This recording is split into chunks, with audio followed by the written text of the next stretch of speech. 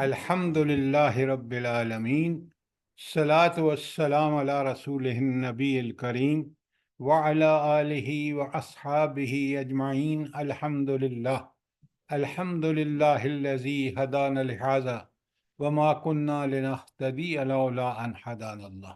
رب اشرح لی صدری ویسر لی امری واحلل عقدۃ من لسانی یفقہوا قولی، آمین یا رب العالمین۔ آپ سب بہنوں کے جو جذبات ہیں سریہ کوثر مرحومہ کے لیے، وہ اس بات کی اللہ کے ہاں گواہی ہے کہ وہ خاتون کس قدر اللہ سے تعلق تھا ان کا، قرآن و سنت کی پابند تھیں۔ اللہ تعالیٰ سے دعا کریں گے انشاءاللہ درس کے آخر میں کہ اللہ رب العالمین ان کو ان کے آخرت کے مراحل آسان فرمائے اور ان کی قبر جنت کے باغوں میں سے ایک باغ ہو جائے۔ آمین آمین ثم آمین۔ اب ذرا پوری توجہ سے سورہ حشر کو سمجھیے۔ بہت قرآن کی ایک ایک آیت جو ہے نا، اگر ہم اس کو پورے غور سے توجہ سے پڑھیں تو انسان حیران ہو جاتا ہے کہ رب العالمین نے اپنے فضل و کرم سے بندے کو کیا کیا صورتحال اور ہدایات عطا فرمائی ہیں۔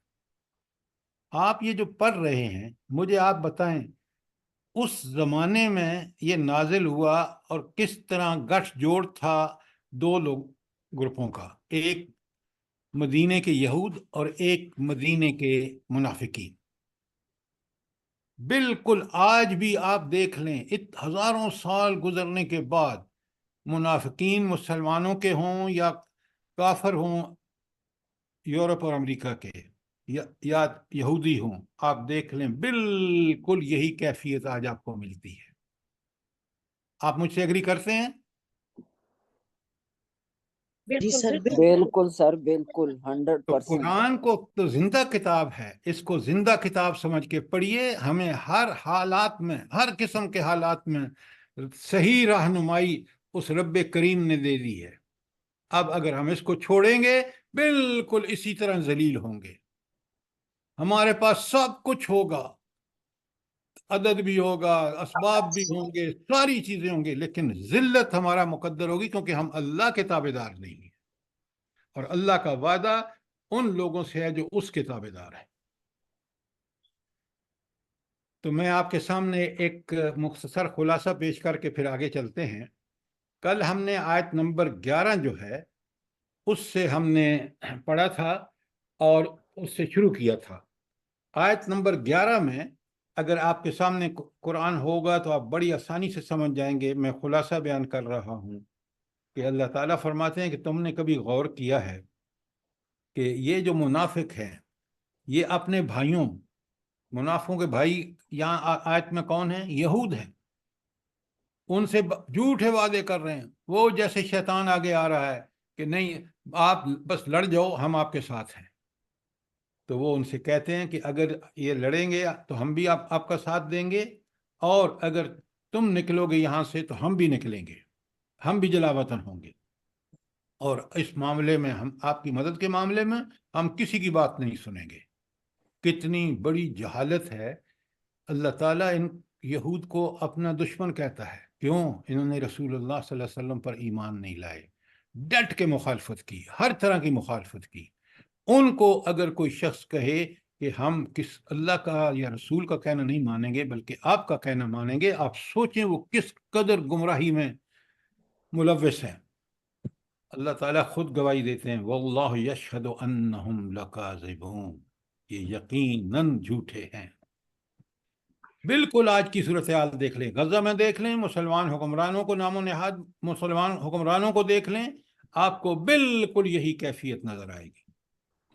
اور پھر اللہ تعالیٰ خود فرماتے ہیں آیت 12 میں، لَإِنْ اُخْرَجُوا لَا يُخْرِجُونَ مَعَهُمْ، اگر تم نکالے جاؤ گے تو منافق تمہارے ساتھ ہرگز نہیں نکلیں گے۔ وَلَئِنْ قُوتِلُوا، اگر تم جنگ کرو گے، لا ينصرونہم، تو ان کی مدد ہرگز نہیں کی جائے گی۔ تو آپ نے دیکھا کہ بالکل یہی ہوا، اس وقت بھی آج بھی اگر مسلمان متحد ہو کہ اگر اس کافروں کا، تو ان کو کہیں دنیا میں پناہ نہ ملتی. کاش آج ہم نے وہ رویہ اختیار نہیں کیا. اور آیت نمبر 13 میں کہا لَأَنْتُمْ أَشَدُّ رَهْبَةً فِي صُدُورِهِم مِّنَ اللَّهِ. ان کو اللہ کے سے مقابلے میں تم سے بہت زیادہ ڈرتے ہیں. ذَلِكَ بِأَنَّهُمْ قَوْمٌ لَا يَفْقَهُونَ. یہ اس وجہ سے ہے کہ یہ بات کو سمجھتے نہیں ہیں. کس بات کو نہیں سمجھتے؟ کہ طاقت اس قدرت، اللہ طاقت اور قدرت اس اللہ کی تائید اور نصرت سے ملتی ہے جو فتح انسان کو دلاتی ہے. اور افغانستان میں آپ نے دیکھ لیا، غزہ میں آپ اس لیے نہیں دیکھ رہے کہ مسلمان اس بات کا ثبوت نہیں دے رہے. 20 سال تک افغان مجاہدین نے ڈٹ کے کفر کا مقابلہ کیا اور اللہ نے ان کو ایسی فتح عطا فرمائی کہ بالکل قرون اعلیٰ سورہ احزاب میں جو جنگ احزاب کا تبصرہ ہے وہ بالکل آپ کے سامنے آ جاتا ہے. اور پھر یہودیوں کی بزدلی کے بارے میں آیت 14 میں بتا دیا کہ یہ کبھی میدان جنگ میں آپ سے نہیں لڑیں گے. یہ چھپ کبھی دیواروں کے پیچھے، کبھی اپنے قلعوں میں. اور اس کی وجہ یہ ہے کہ ان کے دل پھٹے ہوئے ہیں. تو دلوں میں یکسوئی اور ہمانگی کب آتی ہے؟ جلدی بتائیں. جی اسلامی بھائی چارے سے جب پکا سچا ایمان ہو اور اللہ پہ بھروسہ ہو اس وقت. جی سر، جب اللہ یہ تعالیٰ بات پہ ٹھیک پکا ہے. یقین ہو. پہلی بات بالکل ٹھیک نہیں ہے. جب تک انسان اللہ کی رضا کے لیے کام نہ کرے، جب تک اس پر اللہ پر توکل نہ ہو، اسباب پر توکل ہوگا تو یہی کیفیت ہوگی جو ہماری ہے، جو کافروں کی ہے. لیکن اگر اللہ پہ بھروسے اور اللہ پہ توکل ہوگا، اللہ کے لیے جئیں گے، اللہ کے لیے مریں گے، تو پھر وہ اللہ کبھی آپ کو ذلت اور پستی سے دوچار نہیں کرے گا.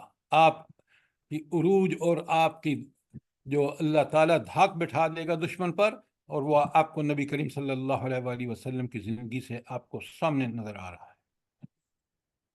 لہذا یہود کی بزدلی کا قرآن نے جو تصویر پیش کی ہے اس کو سمجھیں. آج بھی یہی صورتحال ہے. صرف وجہ کیا ہے کہ ہم مسلمان قرآن کو چھوڑ چکے ہیں. آیت 15 میں پھر اللہ تعالیٰ نے بتا دیا کہ یہ جو دو لوگوں کے ساتھ واقعہ ہوا نا، اس سے پہلے قرآن اس وقت ان کو دونوں پارٹیز کو سامنے رکھ کے بتا رہا ہے. یہ دیکھو کیا حشر ہوا مہاجری قریش مکہ کا، کس تنتنے سے، کس روب سے آئے اور اس کا اظہار کرتے ہوئے فخر اور تکبر سے، اور وہاں کتنی لاشیں چھوڑ کے وہ بھاگے ہیں وہاں سے. اور دوسرا بتایا کہ یہ شیطان، اس کو دیکھو، یہ شیطان بالکل خوب ابھارتا ہے برائیوں پر، لیکن جب بندہ پھنس جاتا ہے تو وہاں سے نکل جاتا ہے اور صاف کہتا ہے کہ میں تو تم جو ہے میں تم سے تمہارے سارے معاملے سے بری ذمہ ہوں. حالانکہ پھنسایا اس نے تو شیطان اور اس کے پیروکاروں کا انجام جو ہے وہ آیت 17 میں بتا دیا. فَكَانَ عَاقِبَتُهُمَا أَنَّهُمَا فِي النَّارِ خَالِدِينَ فِيهَا. آج ہم نے آیت نمبر 18 شروع کرنی ہے. یہ تو قرآن نے بتایا کہ یہودیوں کا کیا کردار ہے، شیطان کا کیا کردار ہے، منافقوں کا کیا کردار ہے. یہ صرف بتانے کی حد تک نہیں ہے. نبی کریم صلی اللہ علیہ وآلہ وسلم نے، آپ دیکھ لیں، اسی قرآن پہ عمل کرتے ہوئے یہود کو جلا وطن کیا، بنی نذیر کو، اور آخری قبیلے کا حشر بعد میں دیکھیں گے. تو لہٰذا کسی جگہ پہ اگر وہ ملک، وہ دھرتی قرآن کے لیے بنی ہو تو پھر ان کو اقتدار، اتنی آزادی نہیں ہونی چاہیے جتنی اللہ کے رسول نے ان کی آزادیوں کو ختم کر دیا، منافقین کی بھی اور یہود کی بھی. اور مدینے کی ریاست ایسے ہی نہیں ایک دن میں قائم ہو گئی. انہی قرآن کے احکامات پر عمل کر کے آپ صلی اللہ علیہ وسلم نے وہ معاشرہ ہر قسم کی برائیوں سے پاک کر دیا. آج آپ دیکھیں، مجھے بتائیں ذرا کون سی برائی آپ کے ملک میں پیک پر نہیں ہے؟ مجھے بتائیں ذرا کون سی برائی؟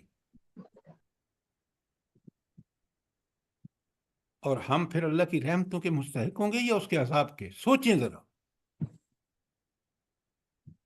یہاں آپ دیکھ لیں، مسلمان ملکوں کو دیکھ لیں، ایک ایک کو دیکھ لیں، جو کام اس وقت منافقین نے کیا وہی کر رہے ہیں، یہودیوں کے کہنے پر کر رہے ہیں، طاغوت کے غلام ہیں. ایسا ہے یا نہیں ہے؟ بالکل بالکل ایسا سر، ہی. ان کا انجام پھر وہی ہوگا جو پچھلی قوموں کا ہوا تھا نا. بھائی وہ انجام تو اللہ نے بتا دیا ہے. اس میں تو اللہ کبھی اپنے باغیوں کو عزت نہیں دیتا. فرعون کو عزت دی ہے آپ نے، جتنا بڑا باغی ہے اس کو اتنا بڑا نمونہ بنایا ہے. آج کے دور کے باغیوں کو دیکھ رہے ہیں کیا حشر ہوا ہے.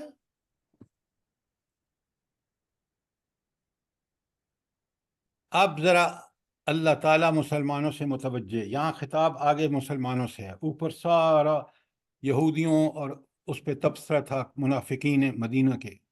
اب ذرا بڑے غور سے سنیے، ایک آیت میں اللہ تعالیٰ نے کیا کچھ فرما دیا ہے مسلمانوں کے لیے. یا ایھا الذین آمنو، خطاب کس سے ہے بلا؟ کس سے خطاب؟ ہم سے آپ سر، ہم سب سے. ہم سے، ہم سب سے جو قرآن پڑھ رہے ہیں. آمنو، اے وہ لوگوں جو ایمان ہے، اتقوا اللہ، اللہ کا تقوی اختیار کرو. ایک بات بڑے غور سے سنیں، اگر انسان نے ایمان قبول کر لی ہے نا تو اس کا پہلا کام کیا ہے؟ ایمان لانے کے بعد پہلا کام کیا ہے؟ اتقوا اللہ. تقوی. تقوی کی روش. تقوی کی روش کیا ہے؟ برائیوں کو چھوڑ دو اور نیکیوں پر عمل شروع کر دو. اور تم اس کو بڑھاتے بڑھاتے اس حد تک پہنچ جاؤ کہ تم برائی کے قریب بھی نہ جاؤ اور نیکی کو ہاتھ سے جانے نہ دو، وہاں سبقت کرو. یہ جب آپ نے حاصل کر لیا تو آپ نے اپنے نفس لوامہ کو کیا بنا لیا؟ کیا بنا لیا؟ نفس مطمئنہ. نفس مطمئنہ. اسی نفس کو نفس مطمئنہ بنانے کے لیے اللہ نے قرآن نازل کیا، اللہ نے انبیاء بھیجے، اور ایک قرآن بیسڈ آپ کی تربیت ہوگی، نبی صلی اللہ علیہ وسلم بیسڈ تربیت ہوگی. تو آپ اس تقوی جو انسان کے اندر اللہ نے ڈیفالٹ ویلیو اس کی کیا ہے بلا؟ تقوی کی ڈیفالٹ ویلیو کیا ہے بندے کے اندر؟ نفس لوامہ، جو برائی پر ٹوکتا ہے اور نیکی پر خوش ہوتا ہے. یہ انسان کے اندر جو نفس لوامہ ہے جو اللہ تعالیٰ نے رکھ دیا ہے، اس کی بنیادی وجہ کیا ہے؟ قرآن سے بات کریے، سمجھے. فَأَلْهَمَهَا فُجُورَهَا وَتَقْوَاهَا. ایکسیلنٹ. فَأَلْهَمَهَا فُجُورَهَا وَتَقْوَاهَا، اللہ نے اس کے اندر الہام کر دیا، یہ رکھ دیا ہے کہ نیکی اس کے لیے پسندیدہ ہے، اس کو پہچانتا ہے، لائک کرتا ہے، اور برائی سے وہ اس کو پتہ ہے یہ برائی ہے اور اسے نفرت کرتا ہے. اس لیے اسی کو نفس لوامہ کہا. اور ایمان کا تقاضا یہ ہے کہ انسان کا نفس لوامہ کیا بن جائے؟ نفس نفس مطمئنہ. مطمئنہ. مطمئنہ. اور نفس مطمئنہ بنانے کے لیے نفس لوامہ کو ایک بڑی سٹرگل چاہیے، بڑی جد و جہد چاہیے. اور یہ بڑے آخری سٹیج پہ جا کے نفس لوامہ جو ہے وہ تبدیل ہو جاتا ہے، بشرطے کہ بندے نے قرآن و سنت پر عمل کرنے کا حق ادا کیا ہو، کہ اس کا نفس جو ہے وہ نفس لوامہ سے تبدیل ہو جاتا ہے نفس مطمئنہ. اور وہ موقع ہوتا ہے جب رب کہتا ہے یا ایتھا النفس المطمئنہ. اللہ ڈائریکٹ خطاب کرتے ہیں اس نفس مطمئنہ کو اور فرماتے ہیں اے وہ نفس جو نفس مطمئنہ ہے، ارجعی الی ربک، پلٹ اپنے رب کی طرف، راضیۃ مرضیہ، تو اس سے راضی وہ تم سے راضی. یہ ہے وہ کیفیت جو اللہ تعالی ہمیں عطا فرمائے. تو یہ جو لفظ آتا ہے نا جب اتقوا اللہ، دیکھیں نا، پہلا خطاب ہے اوپر سارے یہودیوں اور منافقین کے بعد یا ایھا الذین آمنوا اتقوا اللہ، آگے جو فرمایا نا، نوٹ فرمائیں، وَلْتَنْظُرْ نَفْسٌ مَّا قَدَّمَتْ لِغَدٍ، اور ہر جان جو ہے، ہر شخص جو ہے، وہ اچھی طرح جائزہ لے کے کہ اس نے کل کے لیے کیا سامان کیا ہے۔ یہ کل سے مراد کیا ہے؟ آخرت آخرت آخرت، آخرت۔ وارننگ، کتنی بڑی وارننگ ہے کہ ہم میں سے روز رات کو یہ حساب کرے، بندہ بیٹھ کے اپنا محاسبہ کرے کہ میں نے آگے کیا بھیجا ہے کل کے لیے۔ کیوں؟ یہ دنیا عارضی، یہاں عمل، وہ دائمی آخرت، اور وہاں اس کی جزا۔ اگر نیک اعمال کیے تو دائمی جنت دیں، جنت کی خوبیاں پڑھیں تو انسان حیران پریشان ہو جاتا ہے کہ رب نے کتنی خوبصورت بنائی ہے یہ جنت، اور کتنی ہولناک اور خوفناک ہے یہ جہنم۔ تو اللہ تعالی ہمیں وارننگ دے رہے ہیں، وَلْتَنْظُرْ نَفْسٌ مَّا قَدَّمَتْ لِغَدٍ۔ اچھا، اس کے آگے پھر دیکھیں، شروع میں بھی تقویٰ واتقوا اللہ، اور یہاں بھی پھر آگے کا واتقوا اللہ۔ کیوں تقویٰ کرو گے تو کیا ہوگا؟ آیت کے اندر رہ کے جواب دیجئے۔ تقویٰ اگر جی، ان اللہ بما تعملون بصیر۔ وَلْتَنْظُرْ نَفْسٌ مَّا قَدَّمَتْ لِغَدٍ، اگر تمہیں کل کی فکر ہے تو آج تقویٰ کی روش پہ چلو۔ یہ ہے پیچھے سے جوڑے، آگے بھی جوڑتا ہے۔ آپ نے بالکل ٹھیک کہا کہ اگر مجھے یہ، آپ کو اور مجھے یہ خیال ہو کہ ہر عمل جو ہم کر رہے ہیں، اللہ اس عمل کرنے کی نیت سے لے کر اس عمل کو ایگزیکیوٹ کرنے تک ایک ایک چیز سے اللہ تعالیٰ واقف ہے۔ ذرا اس آیت کے مضمون کو اپنے سامنے رکھیے گا، پھر آگے ابھی ایک آیت آئے گی، پھر میں آپ سے سوال کروں گا۔ کوئی سر جی ایک سوال کر سکتی؟ جی جی سر بالکل بالکل سر بالکل۔ جی یہ پوچھنا تھا، یہ تھا کہ نیت بھی اچھی ہو لیکن عمل کرتے ہوئے کچھ کمیاں کوتاہیاں رہ گئی ہوں، تو پھر اس کی قبولیت کا کہاں تک جو وہ ہاں، ہے کہ وہ قبول بہت اچھا سوال ہے آپ کا، بڑے غور سے سنیے۔ نیت بہت اچھی تھی، عمل کرتے وقت آپ کی کوئی فطر کمزوریاں تھیں جو اللہ کی طرف سے، فاتقوا اللہ ما استطعتم، تقوی اختیار کرو جہاں تک تمہارے اندر استطاعت ہے۔ اگر استطاعت کی کمی کی وجہ سے کوئی کمزوری رہ گئی ہے تو اللہ معاف کرے گا، لیکن نیت اچھی تھی اور عمل کرتے وقت کچھ دنیاوی حرصیں اور دنیاوی چاہتیں جو تھی وہ عمل میں کمزوری کا باعث بن گئی، تو اللہ معاف نہیں کرے گا۔ یہ بات سر اچھی طرح سمجھ لیں۔ بات کلیئر ہے کہ نہیں؟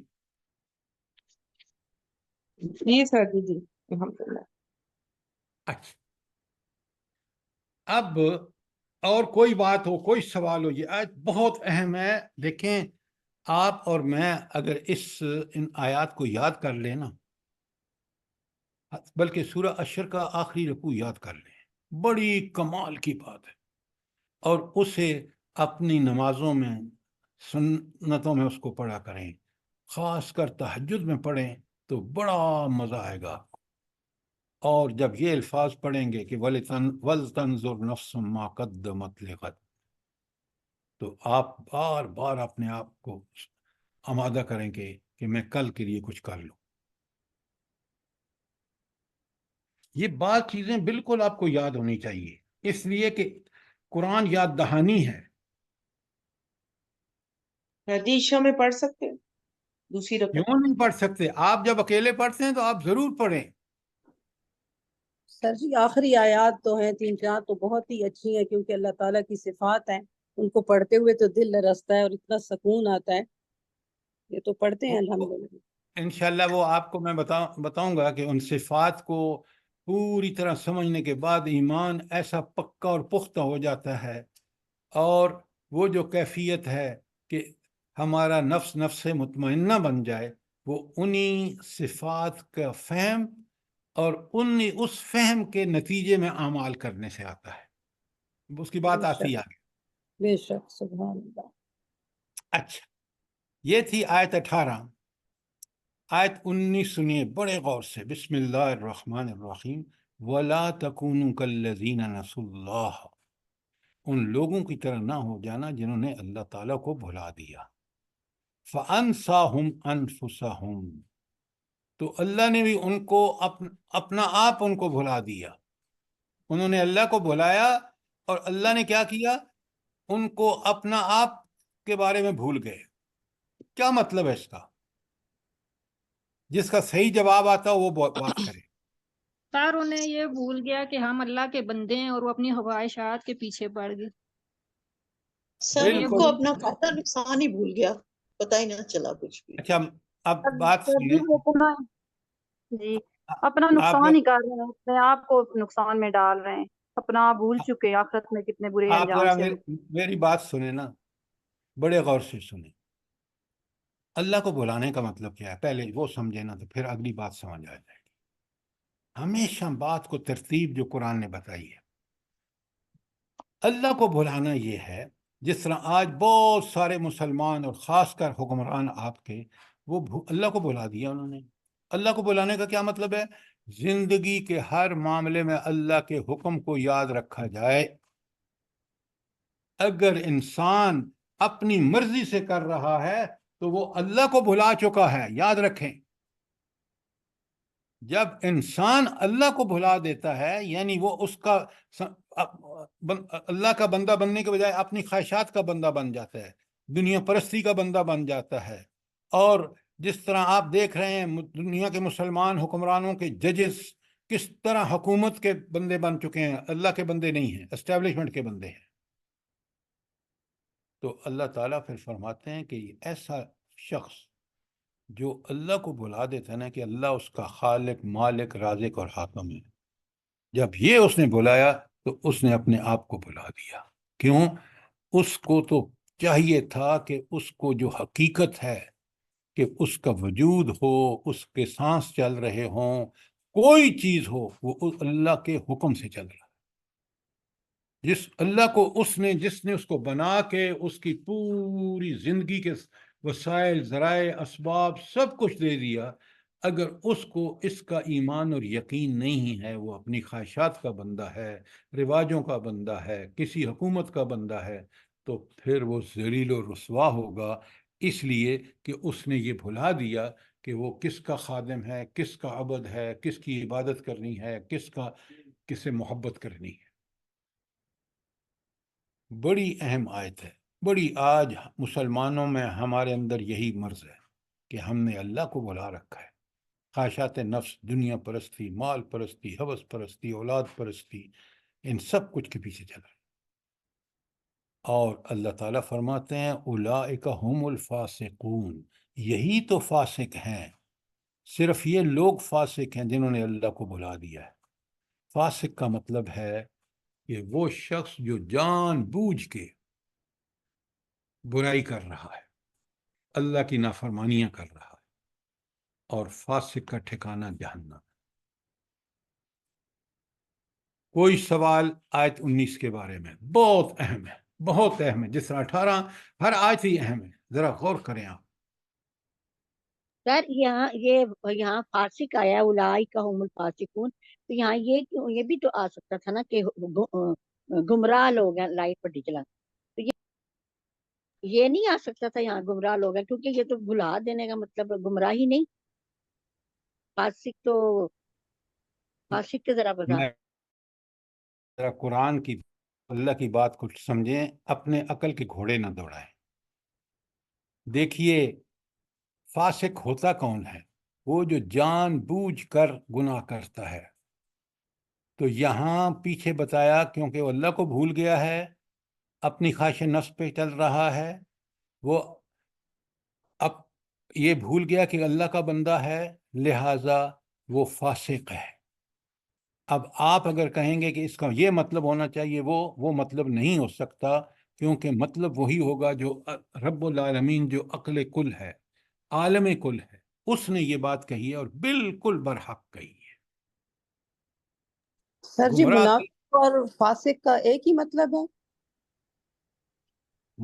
دیکھیں، فسق، منافق اگر واقعی منافق ہے نا، اب ذرا دیکھیں یہاں آپ جب سوال کرتے ہیں نا تو ایک ہے منافق عقیدے کا اور ایک ہے منافق عمل کا۔ آپ ذرا اس پہ فرق کریں، ایک بات کا ایک جواب بالکل نہیں ہو سکتا۔ وہ منافق جو عقیدے کا منافق ہے وہ فاسق بھی ہوگا۔ اب عمل میں جب وہ عمل دیکھیں نا، اس کی صفات بتائیے کہ منافق کی یہ 4 صفات ہیں: بلے سے نماز پڑھتا ہو، روزہ رکھتا ہو، اور اگر وہ بات کرے تو جھوٹ بولے، وعدہ کرے تو وعدہ پورا نہ کرے، وغیرہ وغیرہ۔ تو آپ یہ جو عمل کا منافق ہے، یہ جب ٹھیک عمل کر رہا ہے تو وہ عمل ٹھیک ہوگا، لیکن جب وہ غلط کام کر رہا ہے، جھوٹ بول رہا ہے یا وعدہ خلافی کر رہا ہے، وہ تو منافق، وہ فاسق ہے۔ یہ جزاک بات اللہ۔ آپ کو سمجھ آئی ہے یا نہیں؟ جی سر جی، جزاک اللہ۔ سر یہ آپ پہلے بھی بتا چکے ہیں تفصیل سے کہ فاسق وہ ہے کہ جو گناہوں میں حد سے بڑھ جاتا ہے۔ نہیں، وہ اور اس فاجر، کو پھر حد سے جب ذکیہ صاحبہ، جب وہ حد سے بڑھ جاتا ہے تو فاسق کی بجائے وہ فاجر ہو جاتا ہے۔ یہ سٹیجز ساری اچھی طرح ہمیں سمجھنی چاہیے۔ اچھا، اب یہ تھی آیت 19، اور اگر کوئی سوال ہے تو کریں۔ اب آ جائیے آیت 20 پر۔ بسم اللہ الرحمن الرحیم۔ لا یستوی اصحاب النار و اصحاب الجنہ۔ جہنمی اور جنتی یہ ہرگز برابر نہیں ہو سکتے۔ یہ بلا کیوں ہے، کیوں برابر نہیں ہو سکتے؟ وجہ دیکھیں نا، مجھے اس کی دلیل ہونی چاہیے میرے پاس۔ جی، کیونکہ جنتیوں نے نیکیاں کی اور دنیا کو قید خانہ سمجھا اور اللہ کے حکم کی تعمیل کی، اور جہنمیوں نے اللہ کے احکام کی خلاف ورزی کی۔ اچھا، یہ بات تو آپ کی 100% ٹھیک ہے، لیکن اینڈ ریزلٹ برابر کیوں نہیں ہے؟ ایک کے لیے جہنم کی آگ ہے، دوسرے کے لیے جنت کی بے پناہ نعمتیں ہیں۔ تو یہ ہے فرق دونوں میں۔ وجہ اعمالی ہیں لیکن برابر کیوں نہیں ہے؟ اینڈ ریزلٹ میں ایک اللہ کی لعنتوں اور اس کے جہنم کا مستحق ہو چکا ہے، اور دوسرا جو ہے وہ اس کی رحمتوں کا اور جنت کے سارے اعزازات اس کو مل گئے۔ یہ ہے اس کا جواب۔ سر اپنے مالوں کی وجہ سے یہ دونوں کو سزا اور جزا ملے گی نا؟ اور کیا قرآن نے صاف صاف نہیں بتایا؟ اللہ تعالیٰ کے یہاں فیصلہ کس پہ ہوگا؟ جی جی، بالکل بے شک۔ ایمان اور عمل صالح پہ۔ بات بڑھ کی کلیئرلی سمجھیے۔ لیکن اینڈ میں جو دونوں برابر اس لیے نہیں ہے کہ ایک اینڈ اللہ کی لعنتوں کا جہنمی ہو گیا اور یہ اللہ کی رحمتوں کا مستحق ہو گیا۔ اللہ تعالیٰ فرماتے ہیں اولئک اصحاب الجنت هم الفائزون۔ یہ ہے کامیابی۔ یہ اصل میں کامیاب کون ہے؟ اور وہ کامیابی کیوں، یہ کامیابی کیوں جو ہے اللہ تعالیٰ اس کو کہتے ہیں کہ یہ ہیں جو کامیاب ہے؟ کیوں بلا؟ دنیا والے، مال والے کیوں نہیں ہیں کامیاب؟ جن کو مال مل رہا ہے، جن کو دولتیں مل رہی ہیں، جن کو پتہ نہیں کیا کیا مل رہا ہے۔ سر سر یہ کامیابی اپنی کامیابی ہے نا سر، وہ ہمیشہ کی کامیابی ہے، اصل کامیابی آخرت کی کامیابی ہے۔ بالکل ٹھیک ہے، لیکن دنیا میں جن کو مل رہا ہے وہ ان کو امتحان مل رہا ہے۔ آپ کو اور مجھے وہاں حساب دینا ہوگا۔ اس دنیا میں جو کچھ اللہ نے ہمیں دیا ہے اس کا حساب لے گا اللہ ہم سے۔ تو دنیا کی کوئی چیز کامیابی نہیں ہے، نہ عہدہ، نہ مال، نہ کچھ، سب امتحان ہے۔ اور آخرت جو ہے وہ ہے کامیابی. کیوں؟ اس آخرت کا انجام جو ہے وہ بیس کرتا ہے سارے کا سارا دنیا کی پرفارمنس کارکردگی پر. دیکھیں قرآن کس طرح کھول کھول کے بیان کر رہا ہے. کوئی سوال آج بھی اس کے بارے میں؟ اب آج 21 آپ کو سمجھنے کے لیے بہت آسان ہو جائے گی. اگر اوپر والا آپ سمجھ گئے نا، اللہ تعالیٰ فرماتے ہیں بڑا غور سے دیکھیں، لو انزلنا هذا القرآن على جبل لرأيته خاشعا متصدعا من خشية اللہ. اگر ہم نے یہ قرآن کسی پہاڑ پر اتار دیا ہوتا تو تم دیکھتے کہ وہ خوف سے دبا جا رہا ہے. بلا یہ پہاڑ کیوں خوف سے دبا جا رہا ہے؟ بتائیں مجھے. سر ذمہ داری کے احساس سے. کس طرح سے؟ جی ذمہ داری کا احساس. خشیت سب اللہ. بات کھول کے کریں. یہ بات آپ کی جو ہے نا یہ کچھ ادھوری ہے. سر اس من لیے کہ خشیت. جو احکامات الہیہ ہیں وہ ان کی بجاوری میں کہیں مجھ سے بھول چوک ہو گئی تو میں تو پکڑا جاؤں. تو پھر خود انسان نے بنا کیوں اٹھا لیا؟ قرآن کی عظمت سے، جی قرآن کی عظمت کے خوف سے. قرآن کی عظمت کی کیا چیز ہے یہاں پر؟ سر جی اس کی وضاحت آپ خود کریں، یہ بہت زبردست آیت ہے، آپ خود اس کی وضاحت کریں. اللہ کے خوف. تو اللہ کا خوف بندوں میں نہیں ہے؟ سر پھر انسان نے کیوں اس کی ذمہ داری لی، یہ بھی بتائیں. میں سب بتاتا ہوں آپ کو. سوال کرنے کا مقصد یہ ہوتا ہے کہ آپ اپنے آپ سے یہ آیت پڑھتے وقت یہ سوال کریں تاکہ آپ اس کا جواب آپ کے پاس ہو، دلائل آپ کے پاس ہو. یہ انہوں نے بڑی صحیح بات کی ہے کہ بڑی اہم آیت ہے. اچھا اب یہاں دیکھیں، اصل میں یہ ایک مثال ہے. پہلے سمجھیں یہ کیا ہے؟ ایک مثال ہے. اور اس تمثیل میں دو چیزیں بتائی گئی. ایک ہے ذمہ داری اور ایک ہے مخلوق. ذمہ داری وہ ہے جو انسان پر ڈالی گئی ہے خلافت کی، کہ وہ اللہ تعالیٰ اس کو سزائے وسائل سب کچھ دے گا، لیکن اس نے اسی طرح زندگی گزارنی ہے جس طرح اللہ کا حکم ہے. لیکن بڑے غور سے سنیے اور سمجھیے، یہ ذمہ داری جو ہے یہ آپشنل ہوگی، چاہے تو کرے چاہے تو نہ کرے. یہ دونوں باتیں بڑی لازم و ملزم ہیں کہ سب کچھ ملے گا اور تم نے کرنا وہ ہے جو اللہ چاہتا ہے، لیکن اس کرنے یا نہ کرنے پر کا اختیار تمہیں ہوگا. یہ ہے ذمہ داری کی صحیح ڈیفینیشن. اب سوال کریں پہلے کہ ذمہ داری آپ کو سمجھ آ گئی ہے؟ جی سر. کیا یہ ذمہ داری چھوٹی سی ذمہ داری ہے؟ یہ بہت بڑی ذمہ داری ہے سر، بہت بڑا اچھا، امتحان ہے. بہت بڑا امتحان ہے. کیوں بہت بڑا امتحان ہے؟ جلدی بتائیں. سر جی اس کیونکہ وجہ سے پوری زندگی اس میں لگانی ہوگی ہمیں. جی ذمہ داری اچھے طریقے سے پوری کریں گے تو اللہ تعالیٰ راضی ہوں گے، ورنہ تو پھر عذاب ہے. اچھا، صرف اتنی بات نہیں ہے، بڑے غور سے نوٹ فرمائیے. اللہ تعالیٰ فرماتے ہیں کہ اگر تم یہ ذمہ داری کما حقہ پورا کرو، تم فرشتوں سے بھی بہتر ہوگے. فرشتوں کو سب سے زیادہ قربت حاصل ہے اللہ تعالیٰ کی. وہ رب کو اس کی ساری شانوں کے ساتھ اپنی آنکھوں سے دیکھتے ہیں. ہم سے وہ چیز چھپی ہوئی ہے، ہمیں قرآن بتاتا ہے. لہذا اگر تم عمل کرو گے، اگر اس خلافت کا حق ادا کرو گے تو انعامات کا کوئی ٹھکانہ ہی نہیں.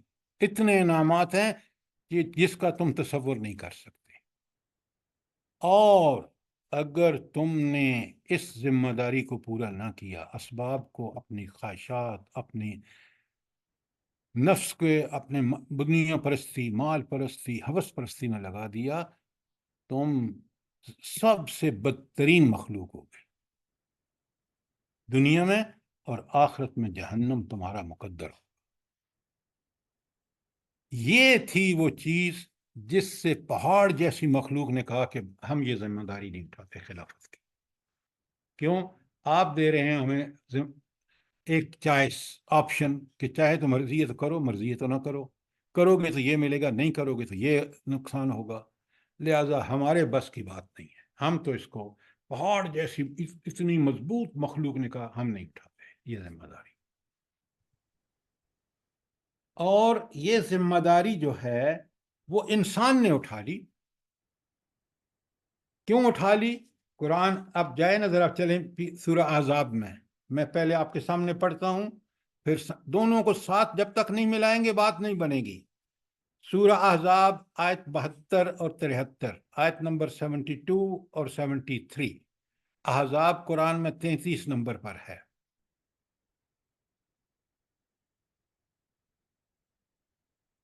ان آیات اور صورتوں کو ڈھونڈنا کب آسان ہوتا ہے بھلا؟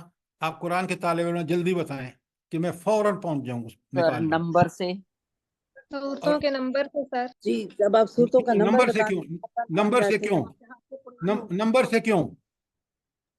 سر نمبر سے نہیں، یہ حاشیے میں لکھا ہوا وہ ہر آیت کے سامنے خدا کا دوسری خوف آیت کا کریں، حوالہ۔ خدا کا خوف کریں۔ قرآن، ہر قرآن پر ٹاپ میں لیفٹ میں لکھا ہوتا ہے یہ سورت کون سی کا صفحہ ہے۔ تو اگر آپ کو نمبر یاد ہو تو آپ سورت میں چلے جاتے ہیں فوراً نمبر سے، اور جب نمبر سورت میں چلے جاتے ہیں تو پھر آیت ڈھونڈنا وہاں قرآن کا صفحے پہ جانا آسان ہو جاتا ہے۔ ساری زندگی آپ نے قرآن پڑھا ہے اور آپ کو یہ نہیں پتا کہ فٹافٹ کیسے پہنچتے ہیں۔ نمبر سے سورت کو ڈھونڈنا آسان، اور جب سورت مل گئی تو اس کی آیت ڈھونڈنا آسان۔ اب میں آپ کے سامنے پڑھتا ہوں اور بڑے غور سے اس بات کو سمجھیں۔ اللہ تعالیٰ فرماتے ہیں بسم اللہ الرحمن الرحیم، اِنَّا عَرَضْنَا الْأَمَانَةَ عَلَى السَّمَاوَاتِ وَالْأَرْضِ، ہم نے یہ امانت، وہی خلافت یا اطاعت کا جو سلسلہ ہے، ہم نے یہ امانت آسمانوں پر، زمین پر، والجبال اور پہاڑوں پر پیش کی۔ فَآبَيْنَ أَن يَحْمِلْنَاهَا، انہوں نے انکار کر دیا کہ وہ اس امانت کو نہیں اٹھائیں گے۔ وَأَشْفَقْنَا مِنْهَا، اور اس سے ڈر گئے۔ وَحَمَلَهَا الْإِنسان، اور اس امانت کو انسان نے اٹھا دیا۔ پہاڑ، زمین، آسمان سب نے انکار کر دیا، پہاڑ نے، انسان نے اٹھا لیا۔ إِنَّهُ كَانَ ظَلُومًا جَهُولًا، یہ اس لیے ہوا کہ بڑا ظالم بھی تھا۔ ظلومن کس کا مبالغہ ہے؟ ظالم کا۔ اور جہولن کس کا مبالغہ ہے؟ جاہل کا، کہ وہ بہت بڑا ظالم تھا انسان، اور بہت بڑا جاہل تھا، اس لیے اس نے اٹھا لیا۔ جبکہ ان بڑی مخلوقات نے، پہاڑ، زمین، آسمان، سب نے انکار کر دیا۔ اچھا، اب بڑے غور سے سمجھیے بات کو، کلیئرلی نہ ہو تو سوال کریے۔ بات یہ ہے کہ جب پہاڑوں، زمین اور آسمان کو یہ بتا دیا گیا کہ یہ تمہیں دیا جائے گا، اسباب، ذرائع، وسائل، سب کچھ، اور تم نے یہ کرنا ہوگا، اور کرو گے تو کیا ملے گا دنیا اور آخرت میں، اور نہیں کرو گے تو اس کا وبال کیا ہوگا۔ لیکن یہ کرنے یا نہ کرنے کا اختیار تمہیں اللہ نے دے دیا۔ انہوں نے کہا کہ یہ ہم نہیں کر سکتے، اختیار ملے گا، ہم گڑبڑ کریں گے، اور گڑبڑ کریں گے تو پھر ہم وہاں جہنم میں نہیں جانا چاہتے۔ لہٰذا انہوں نے کہا کہ اے اللہ، ہم اپنی اپنی جگہ جو پہاڑوں کی ڈیوٹیاں ہیں پہاڑ کریں گے، جو زمین ہے وہ کریں گی، جو ہم اس بوجھ کو نہیں اٹھا سکتے۔ اچھا، اب انسان نے کیوں اٹھا لیا؟ پہلے سنیں، بات کو سمجھیں، چاہیں تو لکھ لیں. ظلم عدل و حق کی ضد ہے. ظلم کس کی ضد ہے؟ عدل و حق کی. اور ظالم وہ ہے جو عدل و حق کے خلاف کام کرتا ہے، اور ظلومن وہ ہے جو عدل و حق کا شعور رکھتے ہوئے ظلم کا مرتکب ہوتا ہے. عدل و انصاف کا شعور اس کے پاس ہے کہ عدل و انصاف ہے کیا، لیکن وہ یہ بھول جاتا ہے کہ وہ اللہ کا بندہ ہے اور اس نے حساب دینا ہے اللہ کے ہاں. تو وہ یہ بات جب بھول جاتا ہے تو وہ پھر ظلم کا ارتکاب کرتا ہے، جانتے بوجھتے ہوئے، دنیاوی مفاد کے لیے، لالچ کے لیے، دنیا پرستی کے لیے، اولاد پرستی کے لیے، مال پرستی کے لیے. اس لیے وہ ظلم ہے. جاہل جو ہے وہ علم اور حلم کی ضد ہے. جہل کیا ہے؟ علم اور حلم دونوں کی ضد ہے. اور جہول وہ ہے جو علم اور حلم کی صلاحیت کے باوجود جہالت کرتا ہے. یہ انسان کو اللہ نے پہچان دے دی، عدل و انصاف کی بھی اور علم اور حلم کی بھی، لیکن وہ اس جانتے بوجھتے ہوئے ان چیزوں کو سمجھتے ہوئے بھی ان کی خلاف ورزی کرتا ہے. یہ تھا اس کی کمزوری، اور اس نے جانتے بوجھتے ہوئے کہ یہ ذمہ داری جب پہاڑوں جیسی مخلوق، زمین اور آسمان جیسی مخلوق نہیں اٹھا لی، اس نے آگے بڑھ کے اٹھا لی. اور آج آپ دیکھ رہے ہیں کہ انسان اس ذمہ داری کو، خاص کر اہل ایمان، پورا نہیں کر رہے. اس لیے وہ ظلم اور جہول ہے. اور اللہ تعالیٰ نے فرمایا، بڑی اہم بات ہے کہ اللہ تعالیٰ نے فرمایا کہ سنو، تِلْكَ الْأَمْثَالُ نَضْرِبُهَا لِلنَّاسِ، یہ ہیں وہ مثالیں جو ہم لوگوں کے لیے کھول کھول کے بیان کرتے ہیں.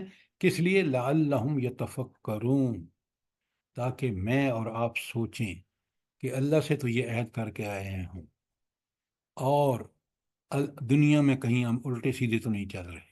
ذرا غور کریں، ذرا فکر کریں، ذرا تدبر کریں اور اپنے رویے درست کریں.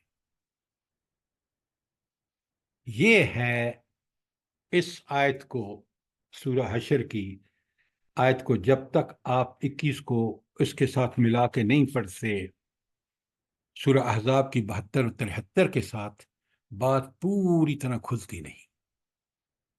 اب آپ کو موقع ہے، آپ سوال کریں جتنے مرضی ہیں جہاں بات سمجھ نہیں آئی. سر جی، ہمارے نبی صلی اللہ علیہ وسلم کو اللہ تعالیٰ نے اتنی قوی طاقت دے دی تھی، اتنا مضبوط کر دیا تھا کہ انہوں نے اس قرآن کا بوجھ اٹھا لیا. ہر نبی کو جس پر کتاب اتاری اللہ تعالیٰ نے اس کو سب سے پہلے یہ ساری اس کے اندر صفات پیدا کر دی.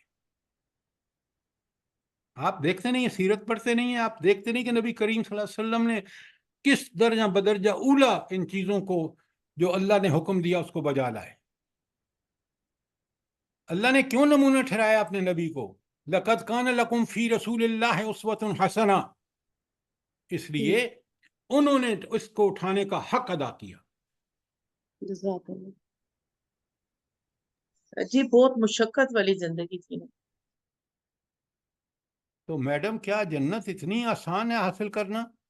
وہ دائمی جنت جس کی نعمتوں کا آپ تصور بھی نہیں کر سکتے، کتنی حسین اور جمیل ہے.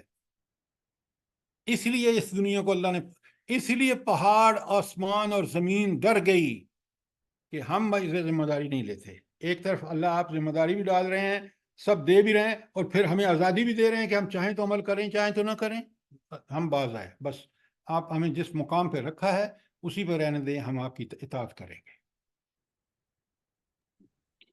سر جی تو پھر جیسے ہم قرآن پڑھتے ہیں یا سمجھتے ہیں اور پھر اس کو مطلب مکمل طور پر ابھی تو خود بھی اتنے کمیاں کوتاہیاں ہیں، تو پھر ہم کیسے دوسروں کو بتا سکتے ہیں؟ دیکھیں میڈم، بات بڑی سیدھی ہے. ہم نے قرآن کو نہ پڑھا، نہ سمجھا، نہ اس پر عمل کیا، جیسا نبی کریم صلی اللہ علیہ وسلم نے کیا، صحابہ و صحابیات نے کیا۔ اگر ہم اس پڑھتے تو ہمیں یہ ایمان، پہاڑ جیسا مضبوط ایمان ہمارے اندر ہوتا اور ہم یہ سب کچھ کر گزرتے۔ ہم نے اس قرآن کو چھوڑا، ہمارے دل دنیا کی طرف راغب ہو گئے، دنیا ہمیں پسندیدہ بن گئی، اللہ ہمارے نزدیک اس کی کوئی حیثیت نہ رہی، جس کی ساری حیثیتیں اسی کی ہیں، دنیا قائم اور دائم اسی کی وجہ سے ہے۔ قرآن چھوڑنے کے یہ نتیجے ہیں۔ اسی لیے ایک منٹ، اسی لیے اللہ تعالیٰ فرماتے ہیں کہ اگر یہ قرآن میں نے پہاڑ پہ اتار دیا ہوتا تو وہ بھی دب جاتا، رہے پھٹ جاتا۔ کیوں؟ اس کو سمجھ آ جاتی کہ یہ ذمہ داری کتنی بڑی ہے اور مجھے کس طرح زندگی گزارنی ہوگی۔ کیا ہم نے ریئلائز کر لی ہے؟ بتائیں۔ جی سر، اسی سے تو ڈر اور خوف آ رہا ہے، اسی بات سے۔ تو خوف اور ڈر، دیکھیں نا، قرآن پڑھیں گے تو قرآن کی عظمتیں آپ کے سامنے وہ چیز واضح کر دیں گی، اور جب واضح ہو جائیں گی تو ہم دنیا کی کو چھوڑ چھاڑ کے اللہ کے حکم کے پیچھے چلیں گے، ہماری دنیا خود بخود سنورے گی اس سے۔ اللہ کے احکامات ایسے نہیں ہیں کہ دنیا کی ضرورت پوری نہ ہو، اللہ پوری خود کرتا ہے، وہ کرے گا۔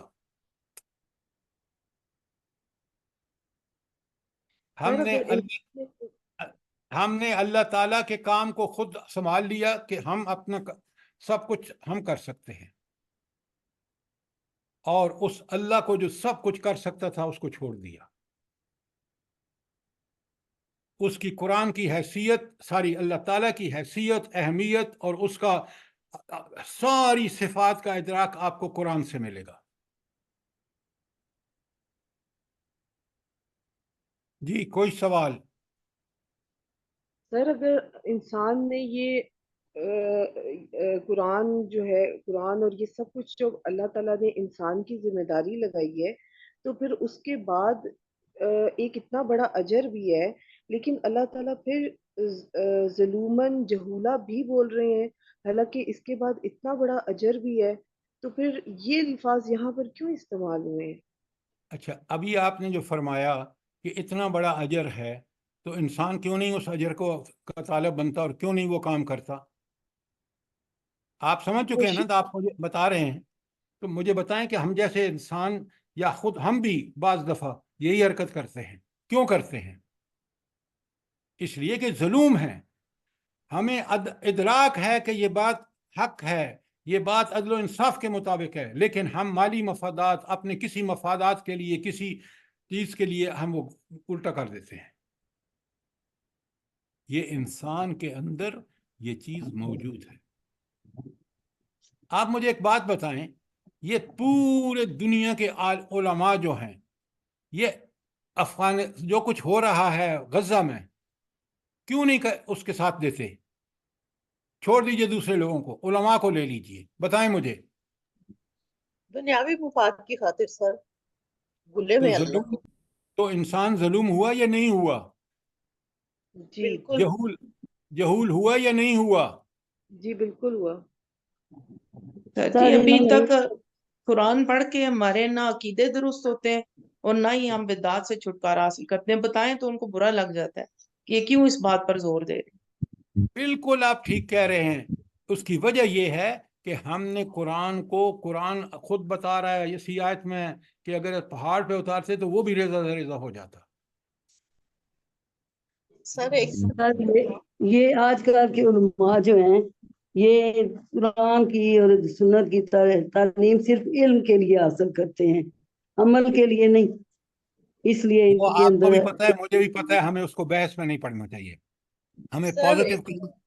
میں نے آپ کو بات سمجھا دی، بتا دی کہ تاکہ ظلم اور جہول آپ کی سمجھ میں آ جائے۔ سر جی آگے کا ٹکڑا پڑھے نا، وَتِلْكَ الْأَمْثَالُ نَضْرِبُهَا لِلنَّاسِ لَعَلَّهُمْ يَتَفَكَّرُونَ۔ اللہ اکبر، یہ مثالیں اللہ کیوں بتا رہے ہیں، میں کیوں بیان کر رہا ہوں؟ تاکہ تم انسان، میں اور آپ غور و فکر کریں کہ یہ پہاڑ پر اتارے جانے والی چیز جو تھی، پہاڑ ڈر گئے، اور میں اور آپ کیا واقعی ڈرتے ہیں؟ کیا واقعی ہم اس طرح کا عمل کرتے ہیں؟ سوچیں۔ نہیں ڈرتے۔ یہ جو لعلہم یتفکرون کا مطلب ہی یہی ہے. سبحان اللہ. یہ انسان ٹکے ٹکے کی کتابیں، پی ایچ ڈی، پوسٹ ڈاک، پتہ نہیں کیا کیا زندگیاں گزار دیتے ہیں اور جاہل کے جاہل رہتے ہیں، اس لیے کہ علم وحی کو نہیں سیکھتے، اپنے عقل کو علم وحی کے تابع نہیں کرتے. یہ آپ کے جو ملک میں عدل و انصاف کا قتل عام ہو رہا ہے، کیا ان ججز کے پاس کم ڈگریاں ہیں؟ سب کچھ جانتے ہیں سر. کیا ان ججز کے پاس ایسی ڈگریاں تھیں جنہوں نے مدینے کی ریاست میں عدل و انصاف کے نمونے قائم کر دیے؟ کوئی ڈگری نہیں تھی، قرآن کو سمجھتے تھے. وہ اگر خلیفہ وقت بھی آتا تھا تو اس کو کھڑا ہونا پڑتا تھا مجرم کے ساتھ. اگر وہ خلیفہ وقت کو کہہ کر پکارتا تھا امیر المومنین تو وہ کہتا ہے تم عدل نہیں کر سکتے، مجھے بلایا گیا، آپ میرے ساتھ امیر المومنین والا عدل کا مجھے سٹیٹس دے رہے ہیں. آپ کے ملک میں کن کن کے گناہ معاف کیے گئے، آج جو حکومت میں ہیں ان کے دیکھیں ملک کو کنگال کر دیا. آج سمجھ آئیے یا نہیں؟ آپ کو سوال کریں اور اگر کوئی چیز کلیئر نہیں ہے تو. جزاک اللہ سر، جزاک اللہ. ہمیں تو یہی لگتا ہے کہ ہر قدم پہ ہمیں سوچ کے چلنا چاہیے کہ ہمارا رب ہم سے بالکل بالکل، اللہ نے اختیار دے دیا، چاہے تو کرو، نہیں کرو، کرو گے تو تمہیں کیا کچھ ملے گا تمہارے وہم و گمان میں بھی نہیں ہے. ہر بندے اور کو چاہیے سر کہ خود کرے نا، دوسرے پہ انگلیاں نہ اٹھائے، اپنے اندر پیدا کرے یہ خوبیاں. سر یہ یہ آپ یہ ججز میں ایک منٹ، ایک بندے کو بات کرنے دیا کریں. آپ جو کہہ رہے ہیں نا، یہی کام کرنے کا ہے کہ ہم میں سے ہر آدمی نے اپنی ذات کا حساب دینا ہے، اس لیے وہ اپنے آپ کو ٹھیک کرے. بالکل آپ نے ٹھیک کہا. جی اب فرمائیے. سر میں کہہ رہی تھی کہ یہ ججز جو ہے نا یہ ساری بکس پڑھتے ہیں تو کیا قرآن پاک نہیں پڑھتے؟ کیونکہ انہوں نے عدل و انصاف کرنا ہوتا ہے، یعنی فیصلے کرنے ہوتے ہیں. آپ میڈم جو بات کر رہی ہیں نا، ان کو قرآن کے مقابلے میں انگلینڈ اور برطانیہ کی یونیورسٹیوں کی ڈگریاں، کفر کی ڈگریاں ان کے پیش نظر ہیں. اگر وہ حق کے طالب ہوتے، وہ اللہ کے انعامات چاہتے تو قرآن پڑھتے. یہ آپ کو اس لیے نہیں پتا کہ آپ ماشاءاللہ اللہ نے آپ کو قرآن دے دیا، آپ اس سے مطمئن ہیں، گھر میں ہیں.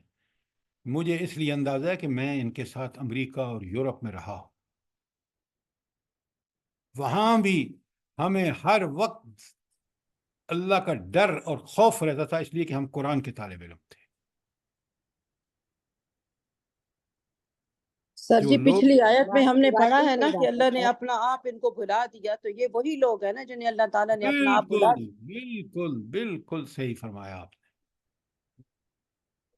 قرآن پہ جتنا غور کریں گے نا، آپ کو اللہ تعالیٰ وہ بصارت، وہ بصیرت، وہ ویژن عطا فرمائے گا جو دنیا کی کتابوں میں ہرگز نہیں ہے. یہ علم وحی ہی العلم ہے، یہ انبیاء، یہ قرآن العلم ہے. یہ نبی کریم صلی اللہ علیہ وسلم کا علم عمل جو ہے، علم اور عمل وہ دونوں نمونہ ہوں. اور جو بدبخت اس نبی کو کہے نعوذ باللہ کہ یہ تو آؤٹ ڈیٹڈ ہے، وہ کبھی حق تک پہنچ سکتا ہے؟ سوال ہی نہیں پیدا. سر ایک دفعہ کسی سے بات ہو رہی تھی بدعات کے بارے میں، تو آگے سے مجھے جواب ملا کہ پھر ہمارے سارے مزے ہی خراب ہو جائیں، ختم ہو جائیں. تو یعنی مزے کر اتنا لو. نہیں آپ سنیں تو صحیح، آپ میں ہوتا تو اس کو جواب، بھائی مزے کر لو لیکن مزوں کا انجام بھی دیکھ لو، قرآن پڑھ لو ذرا، کر لو مزے. اللہ نے تمہیں آزادی دی ہے لیکن اس کا انجام سوچ لو. آپ بات قرآن کی کریں، قرآن کا ہر سوال کا جواب موجود ہے وہاں. جی سر، ہر جواب موجود ہے.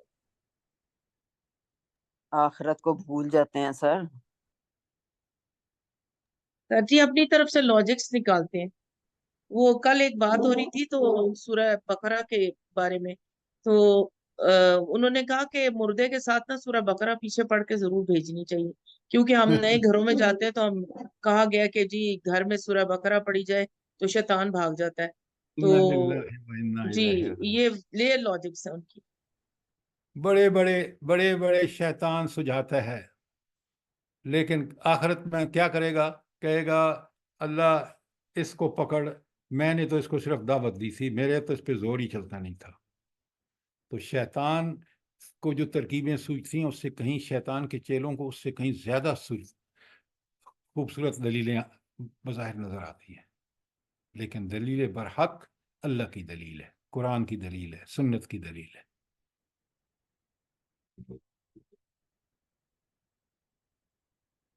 کوئی سوال کوئی؟ کل انشاءاللہ ہم اللہ تعالیٰ کی صفات کا بیان جو آگے ہے آیت 22 تا 24 میں آپ سے گزارش کروں گا کہ آپ ایک کام کریں، یہ 22 تا 24 میں جو صفات ہیں یہی صفات ہم روز پڑھتے ہیں. آیت الکرسی میں بھی اللہ تعالیٰ کی صفات ہے، کبھی غور تو کیجیے.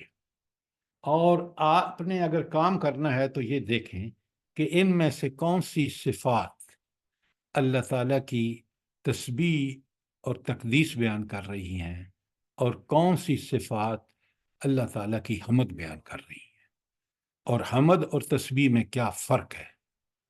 اور جب بھی آپ سبحان اللہ کہہ رہے ہوں سمجھ کے کہیں تاکہ دل و دماغ پہ اس کا اثر ہو. جب آپ اللہ اکبر کہہ رہے ہوں تو سمجھ کے کہیں تاکہ اللہ کی کبریائی کا دل و دماغ پر اثر ہو.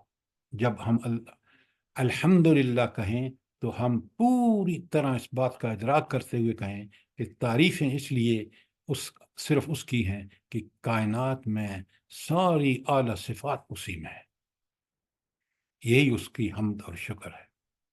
تو کل انشاءاللہ ہم ذرا تفصیل سے بات کریں گے صفات الہی پر، جو اگلی دو، یہ قرآن کا ایک بڑا اہم کہ جس میں 2 آیتیں صفات کی آیتیں ہیں. تو انشاءاللہ کل ہم اس کو سمجھنے کی کوشش کریں گے. اگر آپ نوٹ فرمائیں گے نا تو آپ دیکھیں گے کہ یہ پہاڑ اور زمین اور آسمان اس لیے ڈر گئے تھے کہ اللہ کی ان صفات کا مظہر ہے وہ کلام قرآن مجید، جس میں انسان کو انذار اور اس کو بشارتیں دی گئی. تو ذرا ان چیزوں کو سب کو جب جوڑیں گے، جب سمجھیں گے، تو قرآن ہمارے دل و دماغ میں راسخ ہو جائے گا، اور ہمارا نفس جو ہے وہ نفس مطمئنہ بننے کے لیے بے چین ہوگا، کیونکہ وہی اللہ کو پسند ہے. اور اسی کو اللہ آخرت میں کہہ رہے ہیں یا ایتھا النفس المطمئنہ ارجعی الی ربک راضیۃ مرضیہ فادخلی فی عبادی وادخلی جنتی. صفات الہی کو سمجھنا بے انتہا ضروری ہے. اسی لیے آپ دیکھتے ہیں کہ قرآن مجید میں آپ دیکھتے ہیں کہ اللہ تعالیٰ نے صفات الہی اکثر آیات کے آخر میں آتی ہیں. بڑا تعلق ہوتا ہے ان صفات الہی کے معنی کا اس آیات کے بیان سے. اس کو جب سمجھ جائیں گے تو انشاءاللہ آپ کو قرآن کی وہ آیات بہت ہی مزہ دیں گی. سر اللہ پاک ہم لوگوں کو ہمت توفیق دے اس کو سمجھنے کی، اس پاک کلام کو، اور اس پہ عمل کرنے کی، اور ہم لوگوں کے اولادوں کو اور تمام دنیا کے مسلمانوں کو آمین جو بھٹک رہے ہیں ادھر ادھر. آمین ثم آمین. جزاک اللہ. کوئی سوال کوئی کامنٹ؟ انشاءاللہ کل آخری 2 آیات کریں گے. ربنا تقبل منا انك انت السميع العليم وتب علينا انك انت التواب الرحيم. سبحان ربك رب سر العزة ہماری رکن جماعت ہیں رخسانہ کوثر.